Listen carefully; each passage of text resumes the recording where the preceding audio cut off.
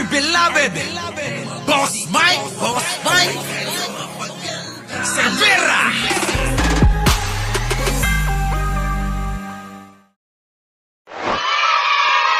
Magandang umaga, magandang hapon at magandang gabing muli sa inyong lahat. Ito na, pasok. Pagdinig ng Kamara kaugnay sa bilyong-bilyong pisong nasabat na droga sa Pampanga, ang dating economic advisor ni dating Pangulong Duterte na si Michael Yang. Yan. Pangungunahan ng House Committee on Dangerous Drugs ang hearing. Ayon kay Committee Chair at Surigao del Norte Representative Ace Barbers, pinatawag nila si Yang para alamin po ang kaugnayan sa dating Pharmaly executive na si Lincoln Ong na nabistong isa rin sa mga incorporator ng kumpanyang Empire 999 na nagmamay-ari naman sa mga warehouse kung saan natagpuan ang droga. Setyembre noong nakaraang taon ang masabat ang mga... Hindi nyo ba napapansin? Halos ng dikit ni Digong, sangkot sa droga.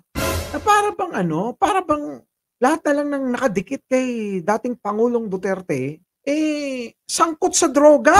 Ay, naloko na. mga droga sa Mexico, Pampanga. Bukod po dito, dati nang Iba yung Mexico, iba yung Bamban, iba naman yung nakuha doon sa Bamban, iba yung Mexico. Sige. Ay ugnay si Yang kay Ong sa kontrobersyal na pagbili ng gobyerno ng medical supplies sa Pharmaly. Yan. Kaugnay po ng balitang yan, makakapanayam natin ngayon ang chairman ng House Committee on Dangerous Drugs na si Surigao del Norte Representative Ace Barbers. Magandang umaga po, Congressman. Pasok! Magandang umaga, Ruth, at magandang umaga po sa ating mga kababayan. Kailan po itong hearing na pupunta si Yang at nagpasabi po ba siya na dadalo siya? Well, we will issue the invitation. No? Yung aming pagdinig last May 8, upon the motion of Congressman Dan Fernandez at si Congressman Paduano, sila po ay nag-motion na dapat po maimbita natin itong Mr. Michael Yang. Yan. Yan, yung pagmumuka na yan, no? Yan, oo. Yan din yung sangkot sa Pharmaly. Oo. Yan, sa Pharmaly scam na kung saan bilyon-bilyon din ang dinali. Grabe. Oo. Ganun, magbigay linaw dito sa usapin tungkol sa kanyang pagkaka-link dito sa kumpanya na kung saan ay siyang nagmamay-ari ng warehouse na kung saan i-deliver itong 3.6 billion shabu na galing sa Subic. So, yun ho ang dami, no? 3.4 billion. Grabe. Ang droga, bilyon-bilyon, ano? Baka Boss Mike, pambibili ng helicopter. Sobra-sobra yun, Oo. Helicopter, papuntang moon. Oo, mahal yun pag yung helicopter ng papunta ng moon. Direksyon, imbitahan siya, hindi yun dahil not as a suspect, but of course to shed light dito sa usapin ng kanyang pagkaka-involved. No?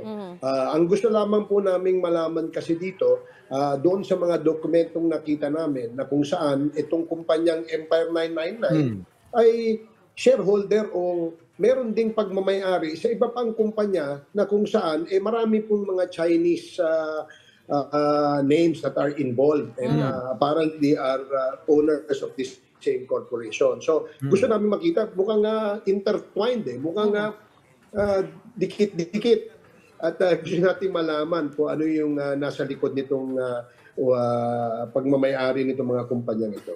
At pakipaliwanag lang. Kailangan lang naman talaga imbestigahan. Unang-una, syempre ikaw may-ari, talagang kasama ka. Kung hindi man ikaw yung may-ari, isa ka sa may-ari. Parehas lang yun. Kasi nga, bilyong halaga ng droga, Arnel de Chodora. Di ba? Pasok. Din po ulit, Congressman, kasi iniuugnay kasi din. Shout out po sa lahat ng bagong dating. Ito sila Michael Yang dati doon sa Pharmaly, yung parang kontrobersya doon sa... Ayan na yung Pharmaly, inuugnay. Hindi inuugnay, sangkot talaga.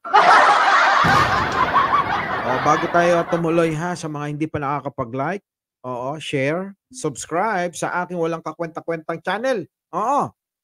Dali na.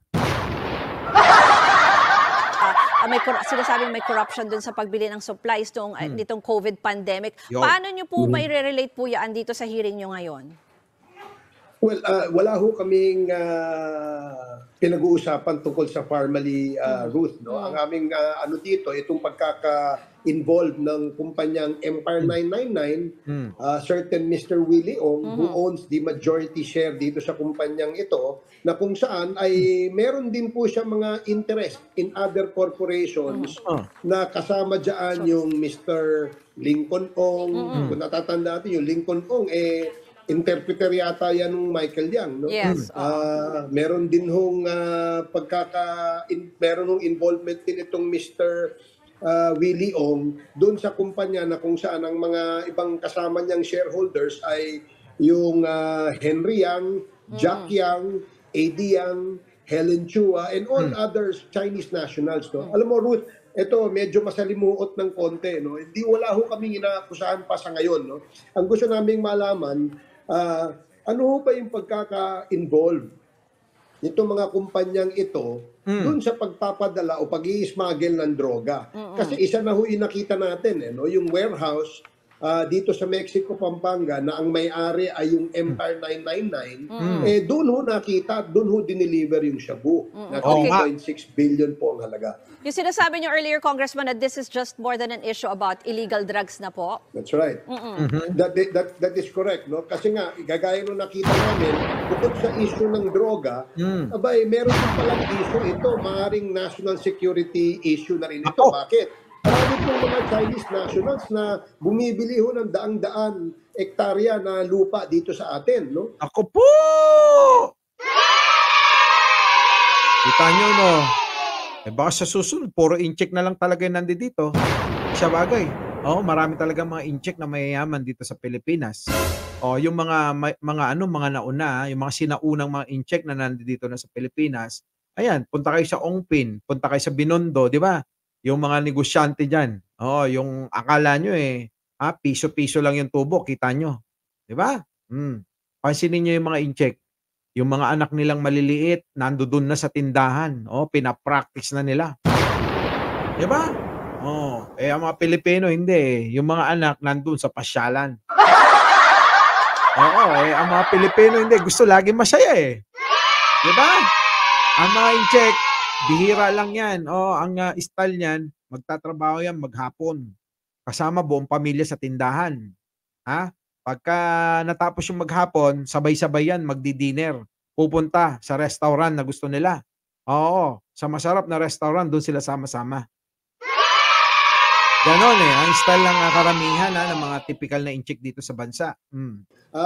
Yung iba hong na-discover natin, dyan ho sa Mexico, Pampanga, at dito rin ho sa San Simon, Pampanga, no? Bakit ba parang parang bet na bet nila dito sa sa Pampanga, Tarlac, no? Yung mga bagsakan ng droga. Bakit ganun, Obviously, meron hong buying spree na ginagawa itong mga Chinese dito, and we should be alarmed, no? Okay. Kasi unang-una, hindi ho itong mga Pilipino. Wala hong patunay na sila ay Pilipino. Although, ang kanilang pinapakitang dokumento ay Filipino passport, na-discover din ho namin in several occasions na maraming Chinese na gumagamit ho ng Filipino passport. At ito'y nakukuha nila dahil sa kanilang mga connection, either sa local civil registrars ng... Yan ang problema. Yan ang problema kasi sa marami nating mga kababayan, mga boss, di ba? Yung mga nandiyan dyan sa mga ahensya na yan, talaga naman, pwede kang magpalakad. Gusto mo ng lisensya? O non-appearance? Pwede. Ganon di ba? Gusto mong magparehistro ng sasakyan kahit wala yung sasakyan mo? Pwede. Sana yan matuunan ng Pangulong Bongbong Marcos at ng gabinete niya o sino mang kinauukulan ang dapat na tumutok diyan. Dapat yan matoldokan na. Kasi kahit naman nung nakaraang administrasyon, hindi rin natoldokan ang hirap talagang ang hirap na ayusin netong Pilipinas. Tapos etong Pangulo natin, hirap na nga, abay lalo pang pinapahirapan ng mga walang ya. Ng area o hindi kaya doon sa doon sa PSA, no? Medyo masalimuot at kailangan pa talagang tutukan at imbestigahan ito. Maraming pong salamat kay Yon, oh. Boss, eto pa ha. Kasi yung mga droga-droga na yan, kung inyong ikokonekta, talagang kunikonekta yung mga pogo, yan, no? Yung mga warehouse na itong mga dating mga kakilala. O ginawa pa ng advisor ni Duterte. Tandaan nyo, si Michael Yang, di ba? Naging naging advisor ni Duterte. O pero alam nyo ba na pinagtatanggol talaga ni Duterte? Sa bagay, nasabi ko na to, na pinagtatanggol ni Duterte ang pogo. Di ba? Marami pa rin inosente sa Pampanga. Totoo naman, mura kasi, zonal value ng lupa sa Pampanga. At saka mahal na dito sa bandang Bulacan, mahal na. Oo, kabibili ko lang eh. Sabihin. 'Di ba? Mahal na dito sa Bulacan, mahal na. Siguro yung banda ron, bagay no, mura pa doon. Kasi doon sa may saan ba to? Sa may Porac, meron ako doon, meron. Si Bongo connection kasi, sabi dito ni, yan na nga. Di ba? Kaya tingnan nyo si Bongo, walang ginawa yan kundi umikot ng umikot. Ngayon pa lang, nangangampanya na. Pansin nyo ba? Nangangampanya na. Muli, Mike Sherbera po, laging nagpapaalala, mahalin natin ang ating kapwa at pagdasal natin lagi ang ating bansa. Maraming salamat po. Our beloved Boss Mike Severa.